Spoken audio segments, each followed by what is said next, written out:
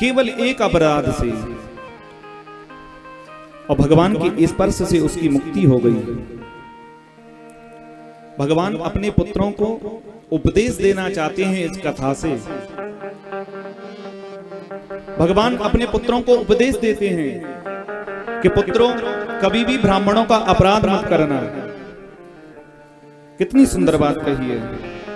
विप्राणाम हृतवृत्तीनाम वदान्यानाम कुटुंबिनाम, कभी भी ब्राह्मणों की वृत्ति का हरण करके अपने कुटुंब का भरण पोषण मत करना।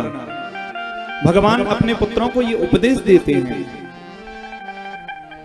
और एक बड़ी सुंदर बात कही भगवान ने कि पुत्रों, यदि ब्राह्मणों को तुमने कभी दान कर दिया हो स्वयं का, या किसी अन्यत्र ने किसी ने दान दिया हो ब्राह्मणों को, स्वयं की वृत्ति को, दूसरे के दी हुई वृत्ति को यदि तुम हरण करोगे, ब्राह्मणों के धन का यदि हरण करोगे, तो तुमको 60,000 वर्ष तक विष्टा का कीड़ा बनना पड़ेगा। स्वदत्ताम परदत्ताम वा ब्रह्मवृत्ति हरिश्चया 60 वर्ष सहस्राणि विष्टायाम जायते क्रमी। भगवान अपने पुत्रों से कहते हैं, ब्राह्मणों को दान देने के बाद में यदि स्वयं की वृत्ति को लेते हो या ब्राह्मण से धन का हरण करते हो, 60 वर्ष सहस्राणि विष्टायाम जायते क्रमी। हे पुत्रों, उस व्यक्ति को 60,000 वर्ष तक विष्टा का कीड़ा बनना पड़ता है, जो ब्राह्मणों को परेशान करता है, ब्राह्मणों की वृत्तियों का हरण करता है।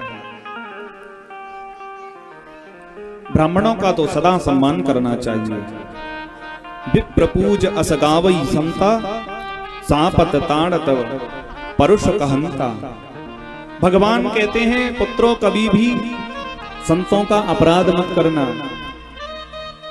यदि संत तुम्हें कभी पीटे मारें, यदि तुम में कभी चांटा भी मार दें, तो कभी बदले में संतों से कुछ मत बोलना, अपराध मत करना। और ये भगवान ने करके बताया अपने जीवन में। सापत ताड़त परुष कहंता। सापत, देवर्षि नारद जो ब्राह्मण थे, उन्होंने भगवान को श्राप दिया, लेकिन भगवान ने कुछ नहीं कहा, सांप को स्वीकार किया।